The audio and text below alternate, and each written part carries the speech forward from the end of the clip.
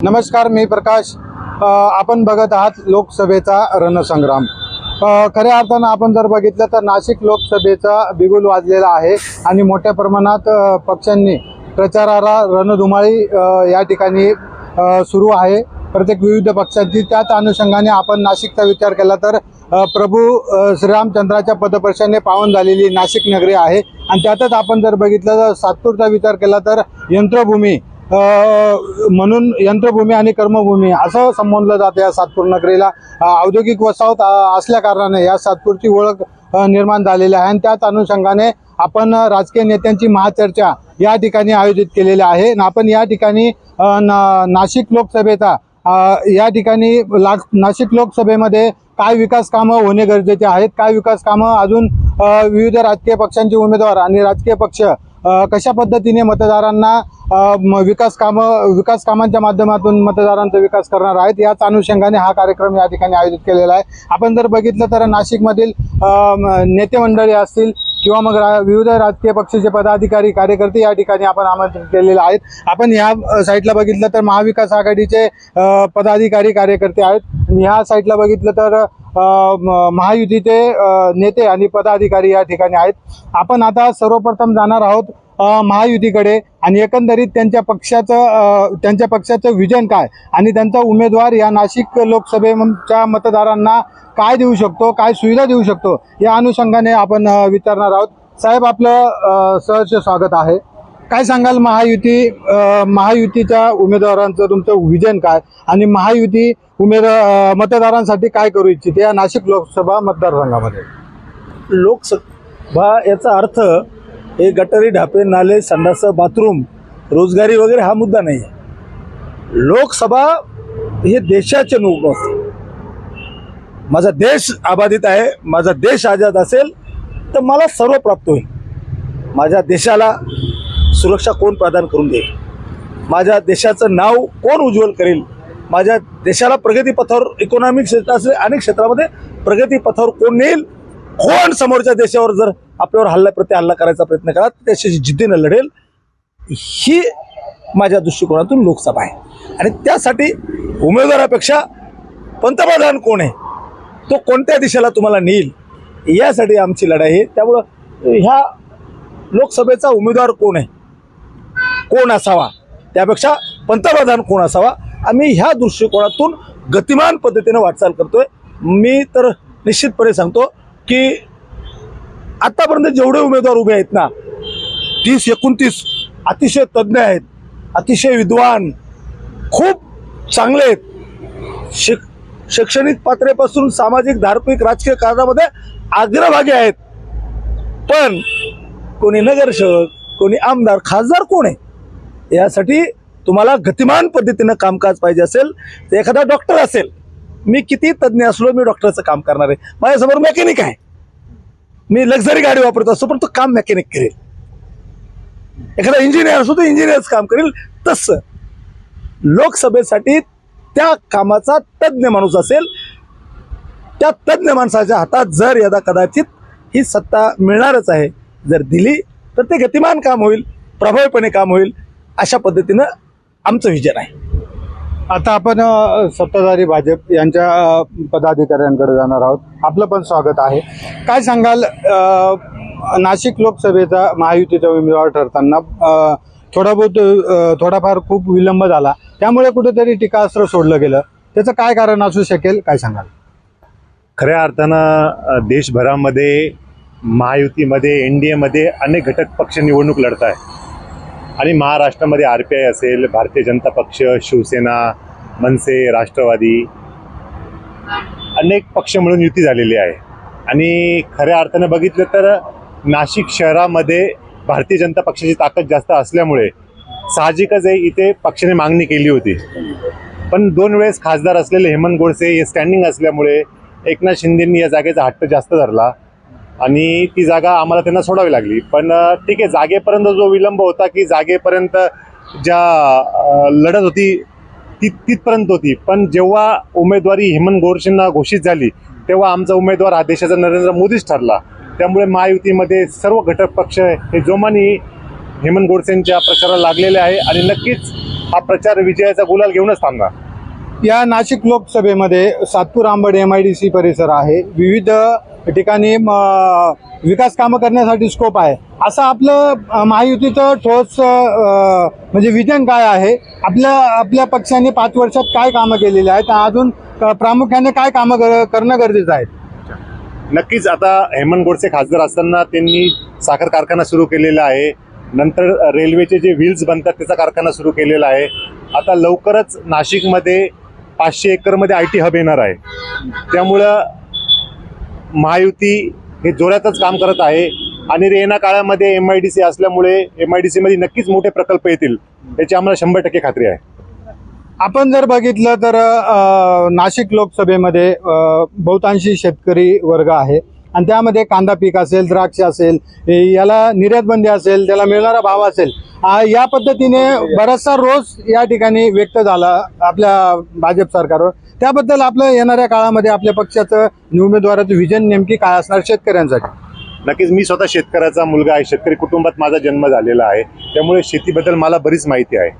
आता आमचे स्वतःचे द्राक्ष बाग होते, कधी कधी जेव्हा द्राक्षाची आवक कमी असायची तेव्हा आम्ही 50 रुपये किलो पण द्राक्ष विकलेलं आहे, पण ज्या वर्षी द्राक्षाची आवक जास्त असते त्यावेळेस मोठ्या प्रमाणात माल येतो आणि तेव्हा द्राक्षाला किंवा कुठल्या फळभाज्यांना हमी भाव नसतो। त्यामुळे याचा आणि सरकारचा काही संबंध नाही की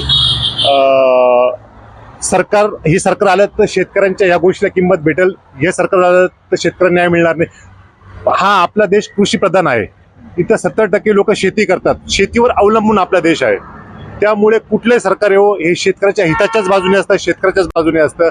आणि राहिला कांद्याचा प्रश्न तर मध्यंतरी असे काही समस्या किंवा प्रॉब्लेम झाले त्यामुळे निर्यातीला प्रॉब्लेम आला, पण नक्कीच या ठिकाणी नाशिकचे पदाधिकारी असतील, नाशिकचे नेते असतील किंवा राज्याचे मुख्यमंत्री उपमुख्यमंत्री यांनी लवकरच त्याच्यात निर्णय काढून ही निर्यात परत सुरू केलेली आहे। धन्यवाद। आता आपण जाणार आहोत महाविकास आघाडीच्या नेत्यांकडं, या ठिकाणी त्यांचं मत घेणार आहोत। आताच आपण सत्ताधाऱ्यांशी बोललो आहोत, आपल्या पक्षाचं नेमकी विजन काय असणार येणाऱ्या पुढील कालखंडामध्ये? आपला पक्ष आणि आपला उमेदवार मतदारांसाठी ठोस काय भूमिका घेणार आहे, काय विजन असणार? आपला जो महाविकास आघाडीचा जो उमेदवार आहे त्यांनी आत्तापर्यंत जे जे कामं करणार आहे ते प्रत्येक आपल्या मुलाखतीमध्ये असेल, वचननाम्यात असेल, ते सांगितलं आहे की नाशिक शहराच्या सर्वांगीण विकासासाठी जे जे काही करायला लागेल। आत्तापर्यंत आपल्याकडे परिस्थिती अशी आहे की सातपूर MIDC असेल, अंबड MIDC असेल, 60 ते 70% उद्योगधंदे बंद आहे। विद्यमान खासदार सन्माननीय हेमंतप्पा गोडसे यांनी हे कारखाने सुरू करण्यासाठी आत्तापर्यंत एकही प्रयत्न केला नाही। खासदारांचं काम एवढंच आहे की काहीतरी बातमी पेपरला छापून आणायची आणि ती जाहीर करायची। त्यांनी आता उल्लेख करून दाखवला, हेमंत गोडसेंनी काय केलं ते? हेमंत गोडसेंनी काय केलं ते कागदावर आहे, इथं दिसत नाही ना। इथं तुम्ही पत्रकार आहे, तुम्ही माहिती घ्या ना, सातपूर MIDC मध्ये किती नवीन उद्योग आणले, अंबडला किती आणले, आमच्या किती तरुण पोरांना रोजगार इथं उपलब्ध करून दिला। हेमंत गोडसेंनी सातपूर शहरामध्ये केलेलं एक काम दाखवा फक्त, का जे खात्रीने सांगू शकतील का या सातपूरच्या नागरिकांना त्या खासदाराच्या कामाचा फायदा झाला? खासदाराची कामं काय, नगरसेवक जे कामं करतो ते खासदार करून राहिला, तर हे कुठलंही काम केलं नाही। हे काम केलं नाही आम्ही नाही म्हणत, BJP वाल्यांनीच तिकीट जाहीर होण्याच्या आधी भाजपच्या भारतीय जनता पक्षाच्या लोकांनी त्यांच्या मुख्य कार्यालयात असेल, आमच्या इथं या सातपूर विभागात असेल, त्यांनी बैठका घेऊन त्यांनी जाहीर केलं 10 वर्षात हेमंत गोडसेंनी एकही काम केलं नाही, हे भाजपच्याच पदाधिकाऱ्यांनी सांगितलंय। आणि आता भाजपचेच लोक मत मागतात हेमंत गोडसेसाठी, ही हास्यास्पद गोष्ट आहे। नक्कीच काय सांगाल साहेब, या ठिकाणी तुमच्या पक्षाकडून वेगळ्या उमेदवारीची चर्चा होती आणि ऐन टाइमला ऐनवेळी दुसऱ्या उमेदवाराला तिकीट दिलं गेलं, ही देखील चर्चा म्हणजे कुजबूज होती, मतदारांमध्ये संभ्रम होता, त्याबद्दल काय सांगाल? आणि आपल्या उमेदवाराचं प्रामुख्याने विजन काय असणार?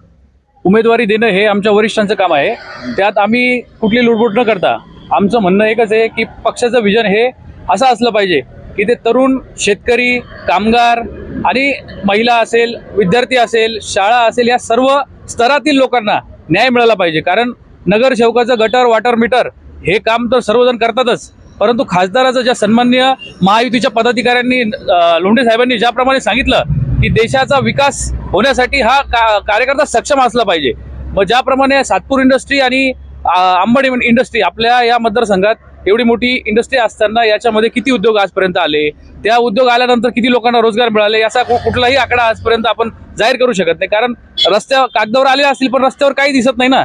आणि प्रमुख मुद्दे म्हणजे महागाई असेल, तुमचा आज बेरोजगारीचा प्रश्न आहे, आज खून दिवसा ढवळ्या लोकांच्या हात मर्डर होत आहे, कुठेही अशांतता पसरलेली आहे, कायदा सुव्यवस्थेचा नामोनिशाणा राहिलेला नाही. मग आज तुमचं ट्रिपल इंजिन सरकार आहे की फक्त तुमचं असं नाही की केंद्रातच आहे, तुम्ही आज महापालिकेपासून तर केंद्रापर्यंत सरकार जर तुमचं असेल तर मग हे कायदा सुव्यवस्था असेल किंवा नवीन उद्योग आणण्याची जबाबदारी असेल तर मग ही जबाबदारी कोणाची आहे? मग यामध्ये पण नेहरू किंवा गांधी काही अडचण आणतात का काय, असा सर्वसामान्यांना प्रश्न उद्भवलेला आहे. विकासाचा मुद्दा ज्या वेळेला तुम्ही करतात त्यावेळेला 2047चं विजन करण्यापेक्षा 2014 पासून 2024 पर्यंतचं म्हणजे भूतकाळाचा विचार करून भविष्याचा वेध घेतला जातो. मग मागील 10 वर्षामध्ये असे कोणते बदल या सर्वसामान्य नागरिकांच्या आयुष्यामध्ये घडले का त्यामुळे आम्हाला असं वाटतंय की नाही अबकी बार मोदी सरकार 400 पार? काय कारण आहे? म्हणजे लोक सगळ्या स्तरातील खुश आहे का? कामगार खुश आहे का? तुमचा शेतकरी खुश आहे का? जर सर्व स्तरातील लोक आंदोलन करताय मग हे कोणत्या बेसवरती 400 पार म्हणताय, हा सर्वसामान्यांना सर्वात मोठा प्रश्न पडतोय. आपल्यासोबत काही राष्ट्रीय काँग्रेसच्या महिला देखील आहेत. ताई, आपलं पण स्वागत आहे. काय सांगाल, नाशिक लोकसभेमध्ये महाआघाडी म्हणून आपण घटक पक्ष म्हणून सामील झाला आहात, काय सांगाल? राहुल गांधीजी पदयात्रा केलेली आहे त्यांनी संपूर्ण भारतामध्ये, त्याचा फायदा कितपत पक्षाला होईल, महाआघाडीला होईल, इंडिया आघाडीला होईल, काय सांगाल? 100% माननीय राहुलजी गांधींनी जी पदयात्रा काढली ती पदयात्रेमध्ये संपूर्ण म्हणजे सामान्य जनतेपासून तर वरिष्ठ लोकांपर्यंत त्यांना प्रतिसाद होता. आणि आज कन्याकुमारीपासून तर काश्मीरपर्यंत त्यांनी पदयात्रा काढली, पहिली गोष्ट. दुसरी गोष्ट अशी आहे की सामान्य जनता जेव्हा त्यांना भेटल्यानंतर त्या नेत्याशी त्यांच्या मनातल्या गोष्टी त्यांनी गुजबुज केल्या, हितगुंज केली आणि त्या पद्धतीने लोकांना जाणीव झाली की नुसतं लाखोच्या सुटापुटामध्ये घालून आणि लोकांना खोटे आश्वासनं देऊन जुमलेबाजी करून काही होणार नाहीये. सत्य ते सत्य राहणार आहे आणि मला 100% खात्री आहे महाविकास आघाडी, महा इंडिया ही 100% निवडून येणार आणि सत्ता स्थापन करणार. आणि नाशिकचा उमेदवार आमचा महाविकास आघाडीचा राजाभाऊ वाजे हे 100% अगदी खात्रीने निवडून येणार. नाशिक लोकसभेमध्ये राजसाहेबांची सभा झाली, त्यानंतर 2014 बघितलं, 2019 बघितलं. राजसाहेबांनी नरेंद्र मोदी असतील किंवा भाजपला म्हणजे त्यांच्या विरुद्ध बोलले आणि आता अचानक युटर्न घेतला असं देखील कुजबूज आहे, असं देखील बोललं जातं. नक्की कुठल्या मुद्द्याच्या आधारावर राजसाहेबांनी महायुतीला पाठिंबा दिला? निश्चितच 2009 मध्ये जेव्हा हेमंत गोडसे आमच्या पक्षाकडनं उभे होते तेव्हा देखील त्यांनी मोठ्या मदतीके घेतले होते का 27-28 हजार नेत्यांचा पराभव झाला होता. त्यानंतर देखील 2014 मध्ये राजसाहेबांनी मोदी साहेबांना उमेदवार जरी उभे केले होते तरी जर माझे खासदार निवडून येतील तरी ते मोदी साहेबांना मतदान करतील. 2014 ते 2019 मध्ये नोटबंदी असेल असे 2-3 मुद्दे साहेबांना पटले नाही, त्याच्यामुळे त्यांनी मोदी साहेबांचा विरोध केला, तर टोक्याचा विरोध केला. त्यानंतर जे 370 कलम हटवणं झालं, राम मंदिर झालं असेल, CA कायदा झाला असेल, हे जे मोदी साहेबांनी 2019 ते 24 मध्ये केलेलं आहे त्याला साहेबांना ते वाटलं का हे मुद्दे चांगले तर योग्याला चुकीला चूक दाखवणं आणि जे चांगलं आहे त्याला शाबासकी देणं हे आमच्या साहेबांचं काम आहे. त्यानंतर समजा 2024 मध्ये आता जर आपण एक सर्वे काढला तर सर्वात तरुण देश हा भारत देश मानला जातो. सर्वात तरुण देश हा भारत देश. जर होणार तर नाही पण 4 जूनला सत्ता परिवर्तन झालं, आपल्या कुटुंबामध्ये पण एक प्रमुख असतो, आपल्या क्रिकेटचं टीम असलं त्याच्यामध्ये एक प्रमुख असतो, यांच्याकडनं प्रमुखच नाही एका सक्षम असा. आमच्याकडं आमच्या युतीकडे एक सक्षम असा सक्षम असा नेता आहे नरेंद्र मोदी का ज्यांनी भारताचं नाव विश्वगुरु म्हणून 2029 पर्यंत नेतील असा विश्वास आमच्या साहेबांना आहे. निश्चित जर का त्यांनी 2029 पर्यंत त्यांनी केलं नाही तर साहेब परत विरोध करणारच. नक्कीच साहेब, आता सत्ताधाऱ्यांनी सांगितलं का 10 वर्षामध्ये हेमंत गोडसेंनी काहीच केलं नाही, नुसती जुमलेबाजी केली. कुठल्याही या ठिकाणी MIDC मध्ये कारखाने बंद पडलेले आहेत असा आरोप त्यांनी केलेला आहे आणि यांच्याजवळ कुठल्याही प्रकारचं ठोस विजन नाही असं म्हणतात. एकदम साधा मुद्दा आहे माझा, एकदम साधा. हे जे आता या क्षणात नावासहित मी उमेदवाराचं नाव घेणं योग्य वाटत नव्हतं, पण हेमंत तुकाराम गोडसे यांना जो विरोध करतायत ना, तो विरोधाला विरोध करतायत. कारण मला हे माझ्या समोर उभे राहिले हे अतिशय जिद्दीचे, नेटाचे आणि आदेश पाळणारे कार्यकर्ते आहेत. मला त्यांचा अभिमान आहे. हेच गेल्या वर्षी सुद्धा नव्हे, 10 वर्षापासून हेमंतप्पासाठी प्रचार करताना प्रकाश लोणीच्या खांद्याला खांदा लावून नेटाने उभे राहिले. त्यांना विचारा, या क्षणापर्यंत विचारा. आयुष्यामध्ये जेवढं मतदान त्यांनी 5 वेळा 4 वेळा केलं असेल, मला वाटत नाही की धनुष्यबाणाच्या व्यतिरिक्त त्यांनी मतदान किंवा कमळाच्या व्यतिरिक्त मतदान केलंय का, विचारा. एक शब्दात जर ते म्हटले की हो, तर प्रकाश लोंढे राजकीय कारकीर्द सोडून देईल. लगेच आपण या प्रश्नाचं लगेच उत्तर विचारा. घेऊ. देवाला विचारा. त्यांनी सांगितलेले आहे की या पहिलीची जी इलेक्शन झालं तर खांद्याला खांदा लावून कमळाचा प्रचार करत होते, आता अचानक परिस्थिती बदलली म्हणून ते तसं बोलताय असं म्हणतात.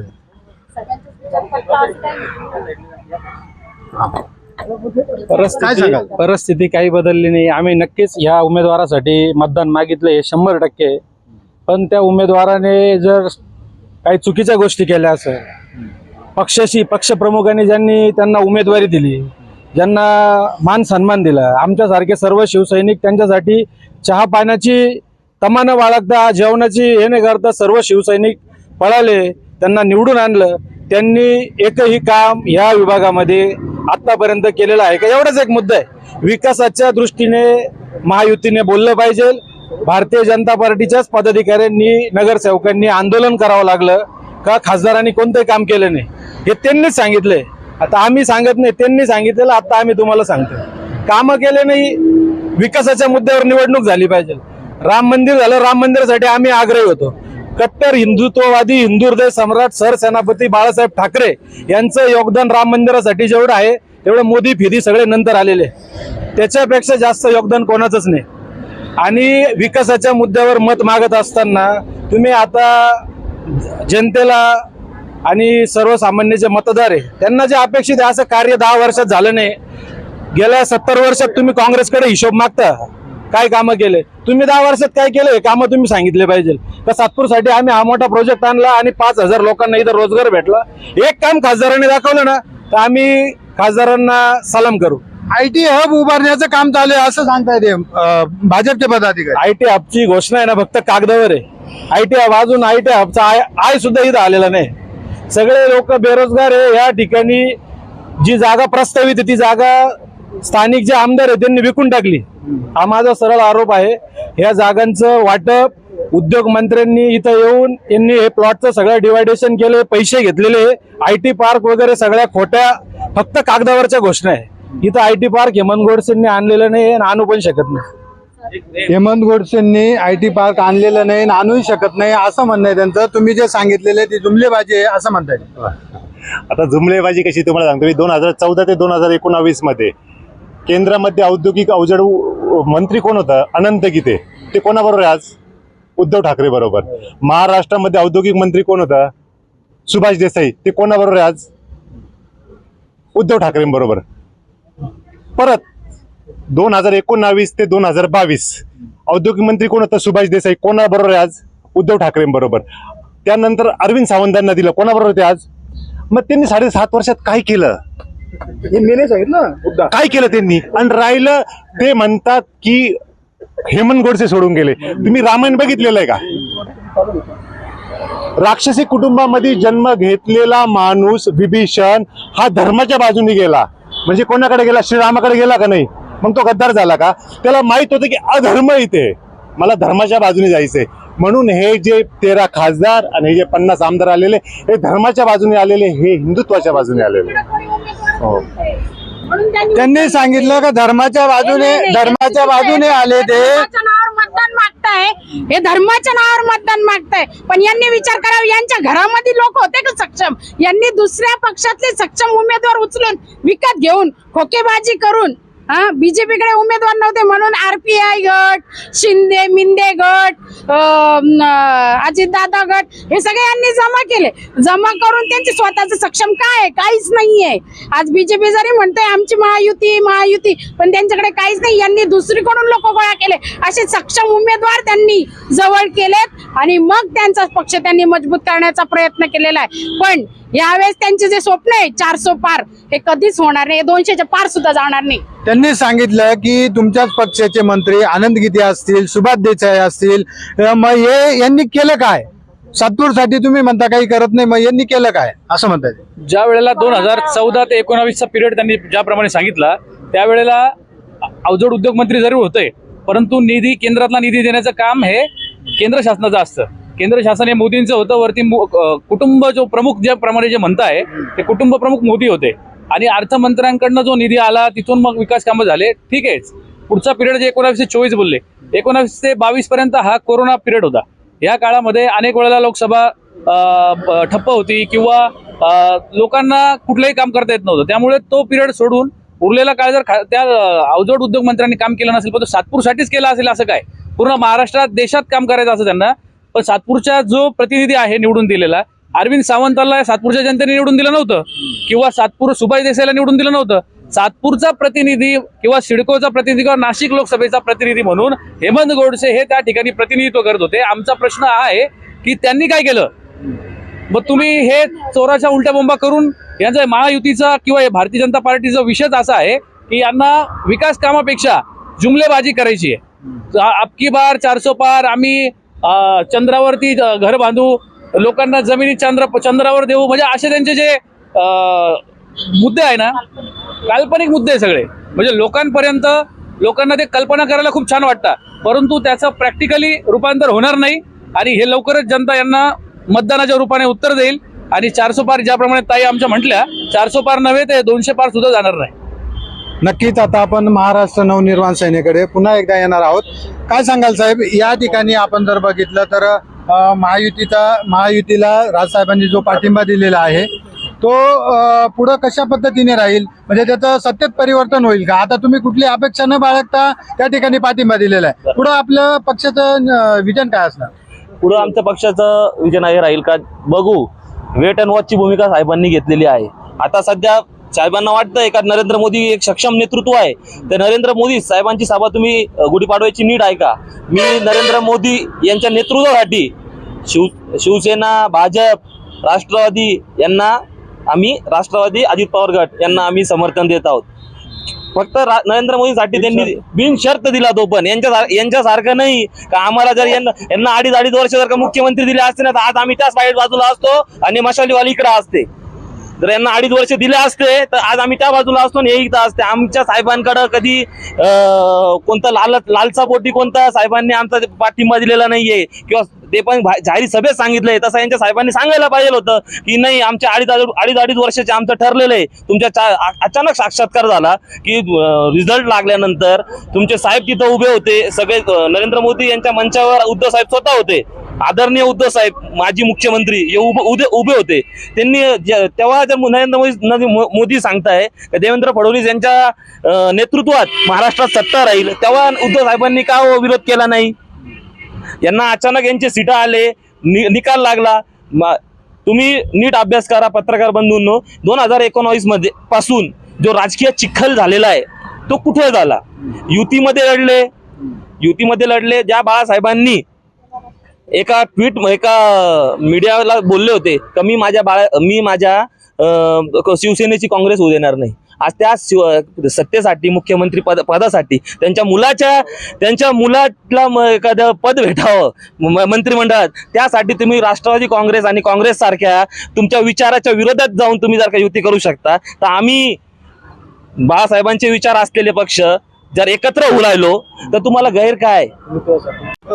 सरकार म्हणजे त्या ठिकाणी जरी उद्योगमंत्री हे होते परंतु मोदींचं सरकार होतं, मोदींच्या हातात सत्ता होती, या ठिकाणी गोडसेंना खूप काही करण्याची संधी होती असं म्हणतात. निश्चित मला ह्या कार्यकर्त्याला तुमच्या मनात असं वाटत असेल की मी काही पॉईंट देतो वगैरे काही नाही. हे सर्व तज्ज्ञ आहेत, हुशार आहेत. एकदम साधं एकदम सोपं सांगतो मी. कोणतंही कुटुंब असेल, 10 लोकांचं असेल, 20 लोकांचं असेल, 543 लोकांचं असेल की 288 लोकांचं कुटुंब असेल, त्या कुटुंबाला तुम्हाला कोणीतरी एक कुटुंब प्रमुख पाहिजे का नाही? जर तुम्हाला कुटुंबच प्रमुख माहित नसेल तर तुम्ही काय कराल? होय, मला खूप नाही सांगत मी, पण मला इथून एका बसने जायचंय, जी लक्झरी बस सुरू केल्यात आता महानगरपालिकेतून, त्या बसमधून मला नाशिकला जायचंय. मी बसमध्ये बसल्यावर मला गावाला जायचं असं नाही सांगता येणार. मला सांगावं लागेल की मला स्वारबाबाला उतरायचंय, मला लोंढे मार्गावर उतरायचंय, मला महात्मा नगरला उतरायचंय, मला पिटिशन. होय, विजन आहे आमचा 400 पार. अरे यांचे कमीत कमी 272 लोक लागतात ना सत्तेसाठी यायला. कोणत्या पक्षाने पूर्ण लढले सांगावं आम्हाला. साहेब, त्यांचं म्हणणं आहे की तोडफोड राजनीती करून हे पक्ष फोडून आणि 400 पार करताय असं म्हणतात. जोपर्यंत तुम्ही जर तुम्हाला आकार नीट द्यायचा असेल तर ते पोलाद तुम्हाला गतिमान पद्धतीनं त्याला तापवावं लागेल आणि मग त्याला फटका द्यावा लागेल. तो फटका दिल्याशिवाय सोनार की एक लोहार की. तसं बघा, आम्हाला सार्थ अभिमान मोदी साहेबांचा आहे की या देशामधला पंतप्रधान हा मागासवर्गीय झाला ना. किती अभिमान आहे. ईडी काढी ही होती ना, 70 वर्ष होती ना, पण तुम्हाला वापरता येत नाही. काय करू? तुमच्या हातात जेवण दिलंय सुंदर, तुम्हाला खाताच येत नाही. काय करू? आमचा काय दोष आहे? तुम्हाला काटे चमचे दिले, तुम्ही स्वतःचेच काटे चमचे कोणी नाकात टोचतं, कोणी कानात टोचतं, कोणी जीभ टोचून घेता. हा मुद्दा तुमचा नाही. आमचा विजन बघा, हवाई हल्ला असेल की शेजारच्या दुश्मनावर तुटून पडून आणेल. मुंबईवर झालेला हल्ला झालाय का? 10 वर्षाचा कालावधी सांगा. मला असं वाटलं पाहिजे की आमची लढाई ही पंतप्रधान योग्य कॅप्टन निवडलाय. 100 लोकांजवळ 100 उभे असलेत. अरे तुमच्या स्पर्धा चालू आहेत, तो का मी का तो. त्यासाठी कोणाजवळ 172च्या 72 सुद्धा लढणारे उमेदवार नाहीत. जर 172ची तुमची ही यंत्रणा असेल तर तुमचा ठरलं पाहिजे. मी सांगितलं ठरलं पाहिजे. माझ्या भावाने सांगितलं, मी नाही सांगितलं त्यांना, ते स्वतःच सांगतात सातपूरला एकच काम दाखवा, एकच काम दाखवा. अरे आत्ता झालं ते काय कोणतं होतं का झालं? पोस्ट मी नाही सांगितलं. पोस्ट ऑफिस झाले का? झाले ना पोस्ट ऑफिस, ते झालं का नाही? म्हणजे माझं म्हणणं उद्देश आहे की आपला जो प्रामाणिक उद्देश आहे की हे जेवढे तज्ज्ञ उमेदवार आहेत ना, यांना अनुभव कुठे आहे? मी परत तोच मुद्द्यावर आलो. हे चुकीचे आहेत, वाईट आहेत, तुम्हाला अधिकार आहे, तुम्ही राहा उभे, परंतु त्यामध्ये अनुभव माणूस कुठे आहे? मी सांगितलं हेमंत आप्पा गोडसे जे उर्वरित प्रकल्प आहेत 2.5 वर्षाचा कालावधी गेला, त्यामध्ये मी अभिमानानं सांगेल, अभिमानानं करू नका. एक जात धर्म पक्ष बघून आला नव्हता. त्यासाठी आम्हाला धुळ्याला किंवा मुंबईला जायचं, 4 दिवसाचा कालावधी लागायचा टेस्टिंगसाठी. तोपर्यंत 4 दिवसामध्ये करोना काळचा माणूस तो कोणी असेल तो मरून गेल्याशिवाय त्याचा रिपोर्ट येत नव्हता. मला अभिमान वाटतो की त्या 1 कोटीमध्ये हे कबूल करावं, जे केलं ते हो म्हणावं, विरोधाला विरोध करू नये. तो टेस्टिंग लॅब आणला ना तर किमान माझ्या या जनतेला मतदान कोणी दिलं नाही हे कोणी बघत नाही, पण तू जनतेसाठी काय केलं त्यासाठी मला असं वाटतं की सर्वात महत्वाचं करोना काळामध्ये भाऊ भावाला विचारत नव्हते, आई बापाला विचारत नव्हते, पत्नी नवऱ्याला विचारत नव्हते, दुरून सर्व करायचं. त्यावेळेस जी गरज होती ती खरी गरज होती, ते एकमेकाला सहारा देण्याची, ताकद देण्याची. त्यावेळेस हे केलं. हेमंत गोडसेची मी बढाई करायला उभं राहिलो नाही, पण Republican party of India Athawale गट, आम्ही काँग्रेस राष्ट्रवादी बरोबर 14 वर्ष होतो. आम्ही इमानदारीने त्यांचं काम केलं. त्यांचे सर्व यंत्रणा आम्हाला माहित आहे. सत्ता त्यांची झाली, त्याच्यानंतर आम्ही 9.5 वर्ष ATM. बघा, शिवशक्ती भीमशक्ती, आज अभिमानाने बसतोय आम्ही. शिवशक्ती भीमशक्ती, हृदय सम्राट बाळासाहेब ठाकरेच्या आवाजाला प्रतिसाद देऊन आठवले साहेबांनी शिवशक्ती आणि भीमशक्ती ATM केलं. ए म्हणजे आठवले. बघा, ए पहिले केलं, ए म्हणजे आठवले, टी म्हणजे ठाकरे, एम म्हणजे मुंडे. दुर्दैवाने दोघे दिवंगत आहेत, परंतु दिवंगाचं स्वप्न पूर्ण करण्यासाठी ए यायचं ते येणे तर जा. आम्ही ए म्हणतो, ए यायचं ते येणे तर जा. आम्ही त्या भूमिकेशी प्रामाणिक आहोत. मी सांगितलं का माझा मित्र देवासारखा कार्यकर्ता नाही, अभिमान मी, कारण त्याला पाणी सुद्धा स्वारबा करते. परंतु मी त्याला जाहीर विचारलं की तुमच्याकडे येतो तुमच्याकडे मी देवासारखा प्रामाणिक कार्यकर्ता आहे, मला त्याचा अभिमान आहे. पण त्याला तरी विचारलं का ज्या दिवसापासून बाबा तुला मतदानाचा अधिकार आलाय त्या दिवसापासून तू कधी चुकून सुद्धा कमळ किंवा धनुष्याच्या व्यतिरिक्त मतदान केलं, म्हणजे तो कट्टर कार्यकर्ता आहे. पक्ष सांगेल तो आदेश पाळतो. त्यामुळे आदेश पाळणारे काही कार्यकर्ते आहेत आणि अशा कार्यकर्त्यांचा सत्यानाश झाला, त्याचं नाव विजय करंजकर आहे. साहेब, या ठिकाणी आपण जर बघितलं तर महायुतीतले मोठे घटक पक्ष आपण आहोत, महत्वाची भूमिका आपली आहे. महाराष्ट्रामध्ये आपल्याला एखादी जागा हवी अशी वाटलं नाही का तुम्हाला? म्हणजे काय वाटलं नाही? 100% तुम्हाला सांगतो, हे सर्व स्ट्रॅटेजी असतात. आठवले साहेबाला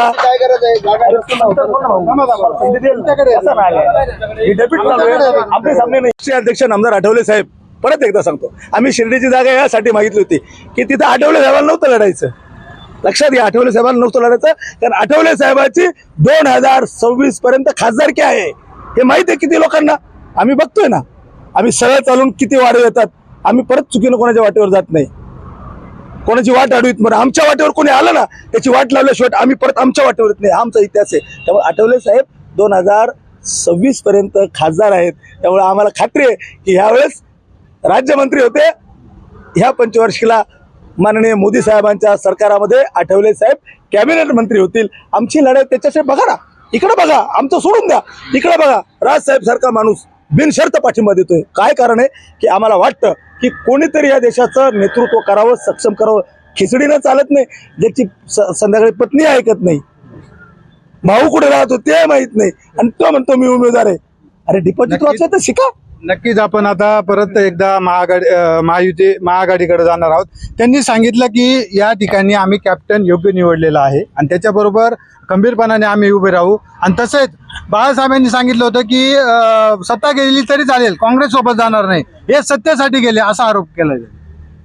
काँग्रेसची शिवसेना, शिवसेनेची काँग्रेस 1947 साली भारत स्वतंत्र झाला तेव्हापासून तर 2010 पर्यंत 14 पर्यंत काँग्रेसचं सरकार होतं.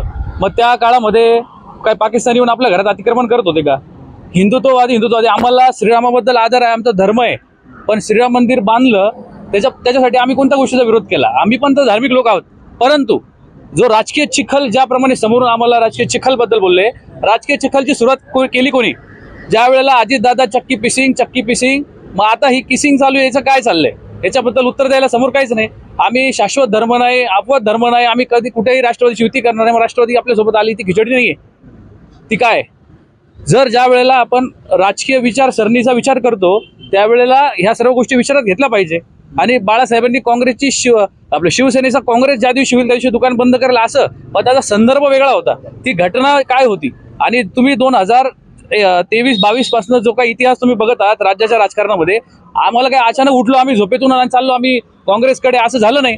ती काहीतरी घटना असेल, काहीतरी त्याच्या पाठीमागे पार्श्वभूमी असेल. ठीक आहे, या बोलले 2.5 वर्ष आम्हाला सत्ता दिली असती. अरे पण आम्ही विचारांचे पाईक आहोत ना, आमचे पण काहीतरी विचार आहेत का रे कुठे? जर आम्ही विचारांना काय तिलांजली दिलेली नाहीये. बाळासाहेब, आम्ही जरी या ठिकाणी काँग्रेस सोबत आलो, काँग्रेसच्या सोबत गेलेलो असलो तरी आम्ही कुठेही आमच्या विचाराला तिलांजली दिलेली नाही. आम्ही हिंदुत्ववादी आहोत. आम्ही सर्वांसमोर सांगतो की आम्ही हिंदुत्ववादी आहोत, तर आम्ही आहोतच. आपण काय सांगा? ते बीजेपी वाले किंवा महायुतीचे लोक जे बोलत आहे, बाळासाहेबांनी काँग्रेसचा जो विषय काढला, काँग्रेसला आणीबाणीच्या काळात इंदिरा गांधींना पाठिंबा बाळासाहेब ठाकरेंनी दिला. काँग्रेसचे ज्या वेळेस राष्ट्रपती प्रणव मुखर्जी होते तेव्हा बाळासाहेब ठाकरे हयात होते. हयात असताना काँग्रेसला पाठिंबा बाळासाहेबांनी दिला. तेव्हा काँग्रेस शिवसेनेची काँग्रेस झाली नाही. एक काहीतरी गोष्टीचा एक व्हिडिओ पाठवायचा आणि काहीतरी अफवा पसरवायचा, हे भाजपच्या IT सेलचं काम आहे. याला भाजपने आता नरेंद्र मोदी पाकिस्तानमध्ये जाऊन नवाज शरीफने बोलवलं नव्हतं वाढदिवसाला, तरी गेले आणि केक खाऊन आले. मग याबद्दल महायुतीच्या लोकांनी काही उत्तर द्यावं का? नरेंद्र मोदी कशाला गेले उत्तर पाकिस्तान? घेऊ आपण, हे उत्तर घेऊ. नरेंद्र मोदी पाकिस्तानात जाऊन बिर्याणी खाऊन आले. कसं आहे, एक लक्षात घ्या तुम्ही, असं काही नाही की कोणी आमंत्रण दिलं नाही म्हणून गेले. हे काय एखाद्या लग्नाचं किंवा वाढदिवसाचं आमंत्रण नव्हतं. एक देशाचा पंतप्रधान दुसऱ्या देशाच्या पंतप्रधानाला बोलतो तर तो एक क्रायटेरिया असतो, ते एक आमंत्रण असतं, ते एक सर्व लक्षात.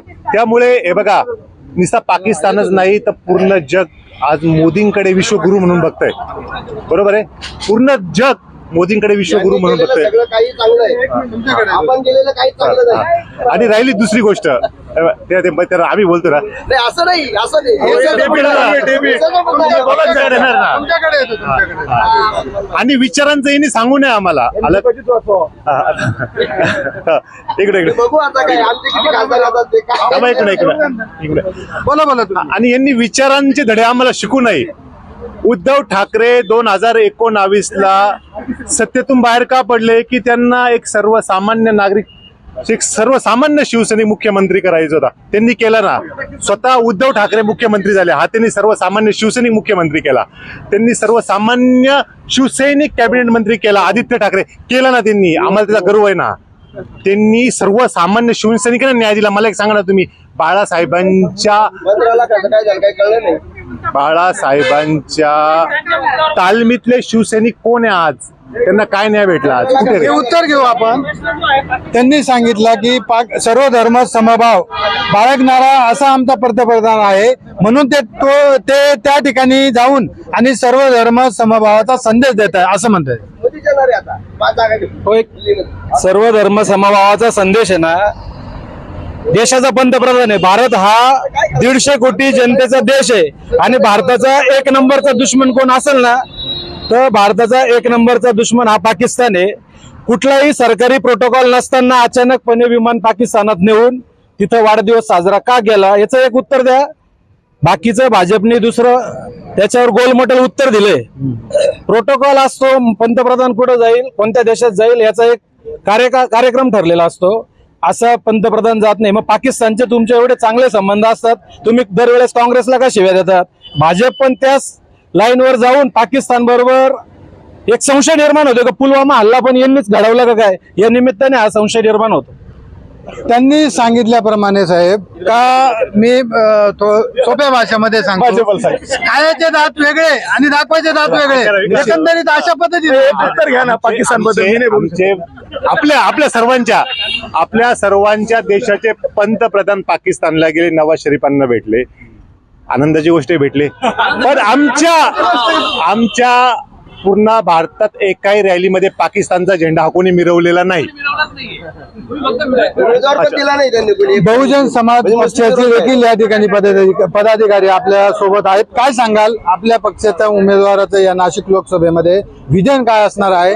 मतदारांसाठी आपलं स्ट्रॅटेजी काय असणार? काय सांगाल? सगळ्यात पहिले शिक्षण हा महत्वाचा मुद्दा आहे. भारतीय संविधानामध्ये स्पष्ट म्हटलेलं आहे की देशाचा 30% रक्कम ही शिक्षणावरती खर्च झाली पाहिजे. परंतु भारत देशाच्या या प्रधानमंत्र्यांनी संपूर्ण देशाची वाट लावलेली आहे.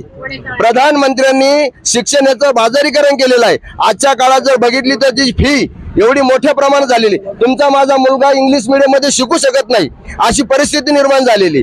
आणि ये जुमलेबाज सरकार है. उन्होंने जो पहले आए थे तो बताया था कि 15 लाख देंगे. कहाँ गए भाई 15 लाख? बोला था हम काला धन लेके आएंगे. कहाँ गया भाई काला धन? काला धन भी आया नहीं, खाली 2 लोगों को धन दे दिए जो अदानी अंबानी थे.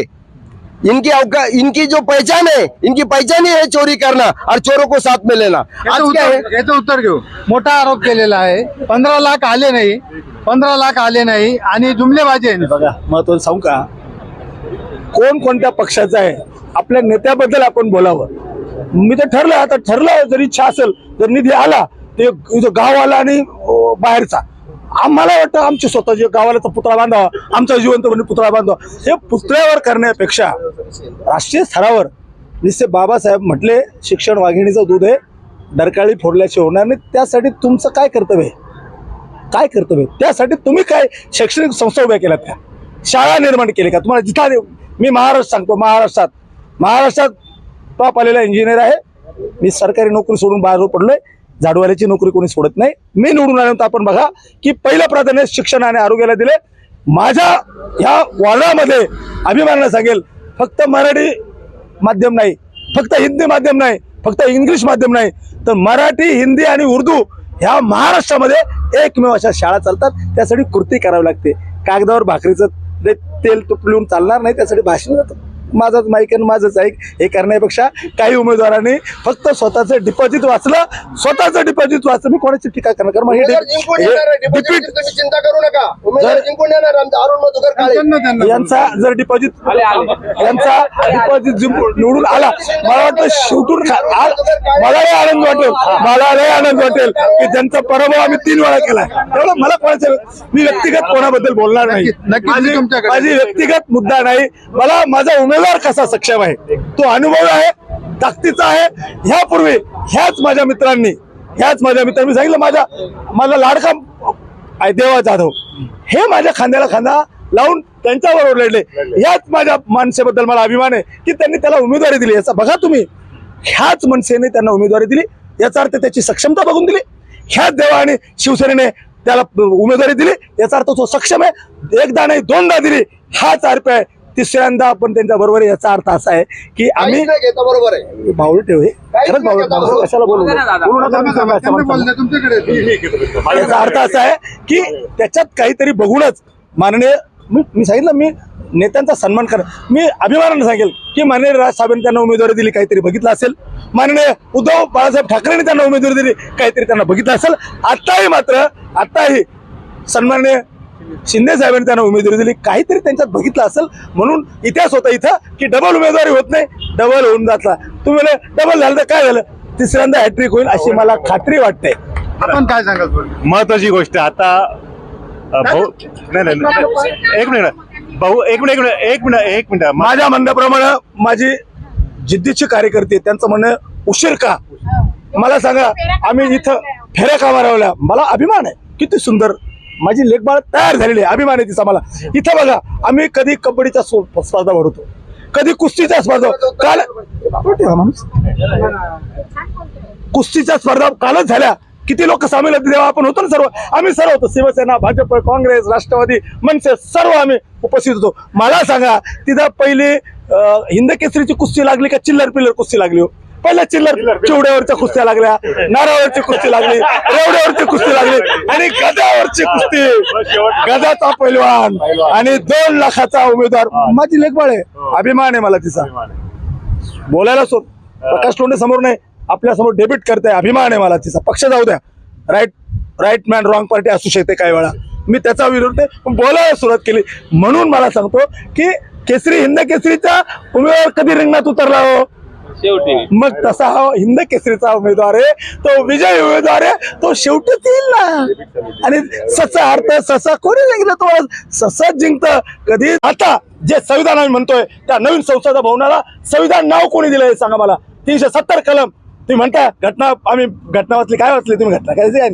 घटना वाचली नाही तुम्ही, बोलायला भाषण कमी झालं. माझंच माहीत 370 कलम हटवले, याचा अर्थ असा आहे की तुम्ही कोणाला जमीन म्हटलं याच्या नाही. मला अभिमान काय आहे की त्या जम्मू काश्मीर मध्ये हा तिरंगा झेंडा, ज्या तिरंगा झेंड्यामध्ये अशोक चक्र लढते, म्हणून मला अभिमान आहे.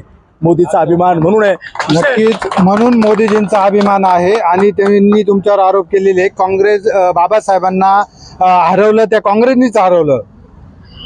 बीजेपी मध्ये जितके पण लोक अडॅप्ट झालेले, जे पण राजकीय गट एकत्र आलेले आहे, बीजेपीचे एकच म्हणणे, बोल, रेटून बोल, खोटं जरी बोललं तरी रेटून बोल की समोरचा हादरला पाहिजे.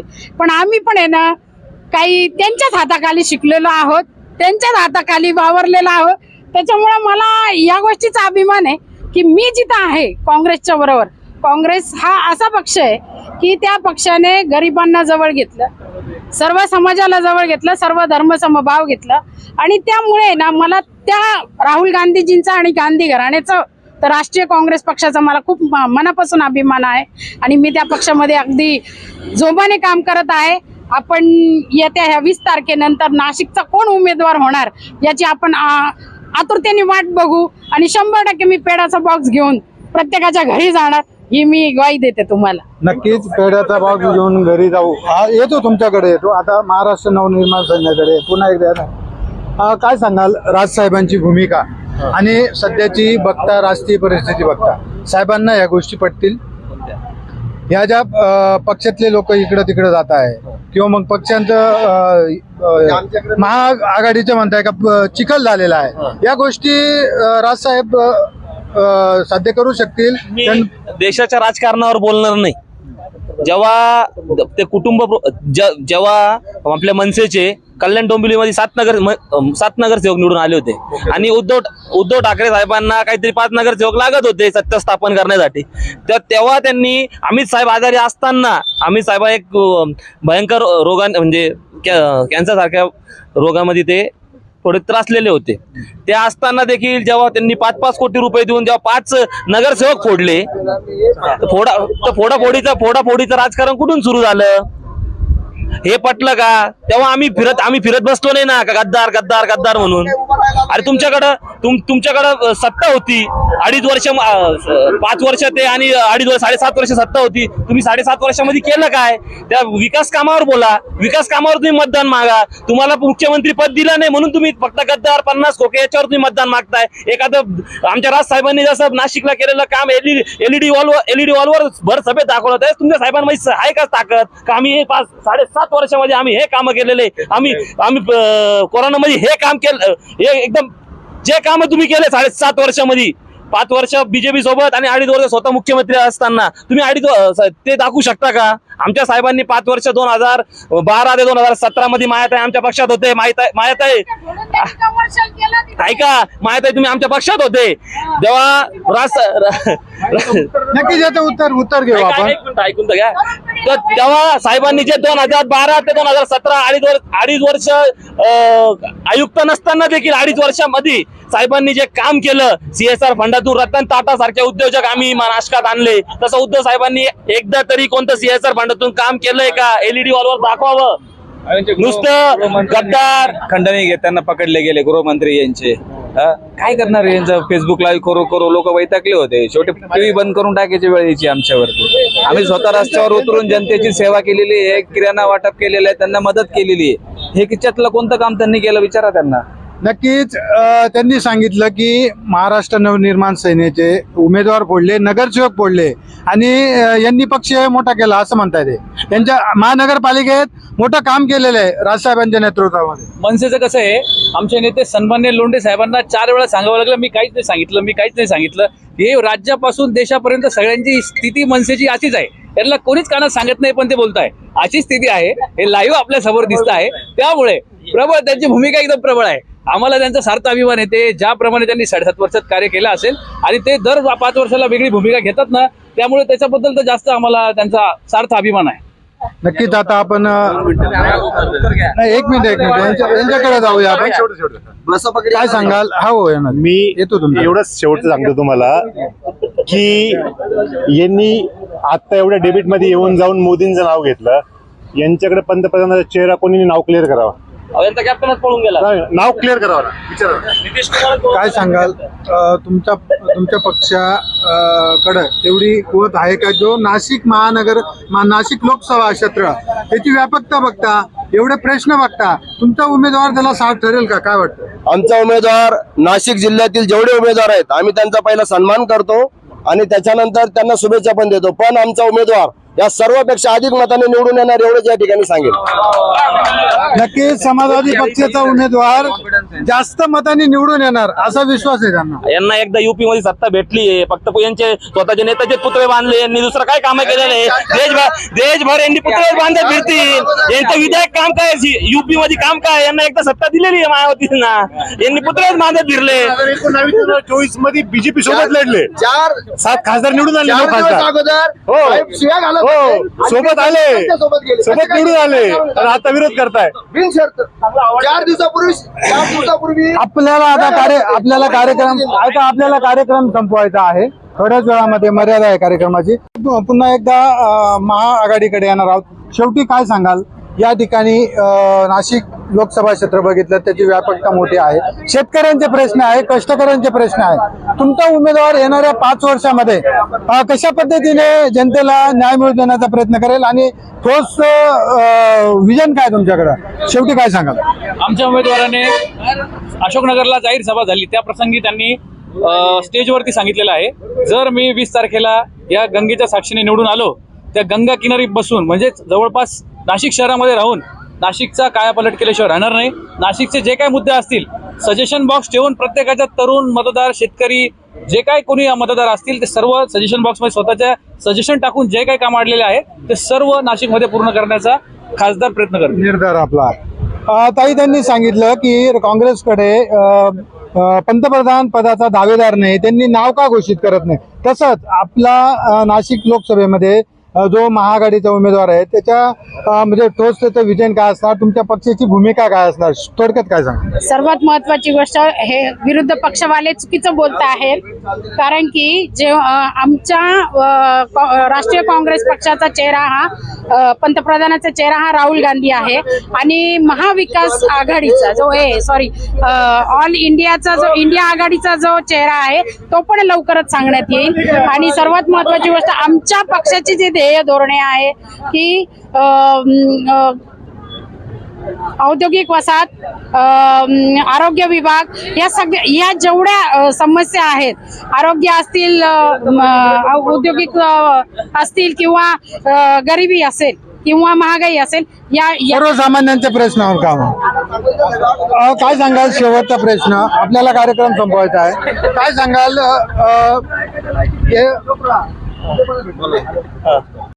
निश्चितच नाशिकला कनेक्टिव्हिटी खूप महत्वाची आहे. जर मेट्रो सिटी बरोबर नाशिकची कनेक्टिव्हिटी झाली तर नाशिकचा विकास हा सर्वांगीण विकास निश्चितच होईल. तसं त्याची सुरुवात समृद्धी हायवेने झालेली आहे. का नाशिकपासून नागपूरला जे आपण हे म्हणता का फाउंडेशन काँग्रेसने तयार केलं, आता समृद्धीचं फाउंडेशन का काँग्रेसने तयार केलं का? हे बीजेपीचं विजन, बीजेपीचं म्हणण्यापेक्षा नरेंद्रजी मोदी यांचं विजन आहे आणि या विजनला आमचं समर्थन आहे. जर त्यांनी चूक केली त्याला आमचा विरोध असणारच, इथून पुढं पण असणार. आणि इंडिया आघाडीचं म्हटलं तर इंडिया आघाडीचं स्थापन करण्याचं नेतृत्व जे केलं होतं ते माननीय नितीश कुमार कॅप्टन होते, यांनीच मॅच सोडून पळून गेले. यांच्याकडे काय नेतृत्व आहे? तसे आमचं नेतृत्व, ज्यांना आम्ही समर्थन दिलेलं आहे, ज्यांनी आम्ही ज्यांना आम्ही सपोर्ट केलेला आहे, ते आदरणीय नरेंद्र मोदी यांना भरघोस मतांनी भरघोस सीट देऊन 400 पार नव्हे तर 450 पार होऊन, आम्ही कॉन्फिडेंटली सांगतो 400 पार हे निश्चित होणार. आणि त्याच्यामध्ये खाऱ्याचा नाही तर सिंहाचा वाटा हा महाराष्ट्र नवनिर्माण सेनेचा राहणार. नक्कीच सिंहाचा वाटा महाराष्ट्र नवनिर्माण सेनेचा राहणार. काय सांगाल साहेब शेवटी? मी अभिमानाने सांगेल की इथला जो खासदार आहे तो अनुभवी द्यावा. कारण दोन्ही खासदार बघा, आपण म्हणजे ह्या नाशिक जिल्ह्याला 2.5 खासदार आहेत, 6 आणि 3 धुळ्यामध्ये. धुळ्याचे खासदार सुद्धा मंत्री आहेत, अनुभव आहे त्यांना, गतिमान पद्धतीने काम करू शकतात. भारतीताई आहे, अनुभव आहे त्यांना मंत्रिपदाचा, गतिमान पद्धतीने काम करू शकतात. गोडसे साहेब आहेत, तिसऱ्यांदा हॅट्रिक होईल याचे अभिमान. मला सांगायचा उद्देश असा आहे की 543 जागा फक्त ही महायुती लढते आणि अभिमानाने सांगतो की या देशामधला पहिला खासदार हा बिनविरोध सुद्धा निवडून आलेला आहे. त्याचं खातं सुद्धा उघडलंय. बिनविरोध निवडून आला पहिला खासदार, महायुतीचा पहिला खासदार हा बिनविरोध निवडून आलाय. तो कशा पद्धतीने? लोकशाही मार्गाने. बाबासाहेबांचं संविधान जर आम्ही मानत असेल तर आम्ही संविधानाचे पायक आहोत. आम्ही संविधान स्वीकारलं पाहिजे. हे संविधान हे तोडणारे फोडणारे संविधान मानलं पाहिजे. पंतप्रधानाला पहिलं मतदान हे बिनविरोध निवडून आले, त्याचा अभिमान आहे. परत अनुभवी लोक निवडून यावेत, कोणाला गंगेवर बसण्याची दुर्भाग्याने वेळ येऊ नये अशी अपेक्षा बाळगतो. जय भीम, जय संविधान. धन्यवाद साहेब.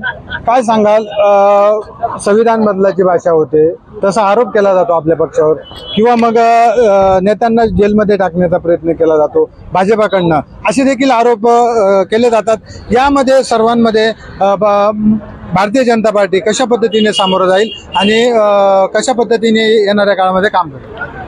हे बघा, नरेंद्र मोदींनी मागे सांगितलं, जोपर्यंत चंद्र सूर्य आहे तोपर्यंत संविधान बदललं जाणार नाही. या सर्व विरोधकांनी बनवलेल्या विरोधकासाठी या गोष्टी आहे. या जगात कोणीच असा जन्माला आला नाही जो भारताचं संविधान बदलेल, अलग लक्षामध्ये.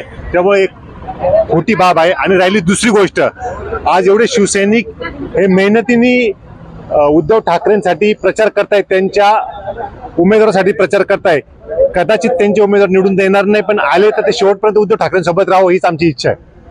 नक्कीच आपण जर बघितलं तर लोकशास्त्र न्यूज आणि महाराष्ट्र क्रांती न्यूज यांच्या माध्यमातून या ठिकाणी राजकीय नेत्यांची महाचर्चा ही आयोजित केलेली होती आणि त्याला सर्व राजकीय नेत्यांनी, पदाधिकाऱ्यांनी, कार्यकर्त्यांनी इथं मोठ्या संख्येने सहभाग नोंदवून या कार्यक्रमाला शोभा वाढवली. म्हणून एकंदरीत लोकशास्त्र न्यूज आणि महाराष्ट्र क्रांती न्यूज यांच्या वतीने त्यांचे धन्यवाद मानतो आणि अशाच नवनवीन चर्चा बघण्यासाठी नाशिक लोकसभा मतदारसंघामध्ये अशाच पद्धतीने लोकशास्त्र न्यूज आणि महाराष्ट्र क्रांती न्यूज अशा पद्धतीने कार्यक्रम घेऊन आणि एकंदरीत पक्षाचं विजन काय, उमेदवाराचं विजन काय हे दाखवणार आहेत. म्हणून पुढच्या काळामध्ये येणाऱ्या 2 दिवसामध्ये अजून नवीन गावामध्ये जाऊन अशाच प्रकारची चर्चा घडवून आणणार आहोत. धन्यवाद.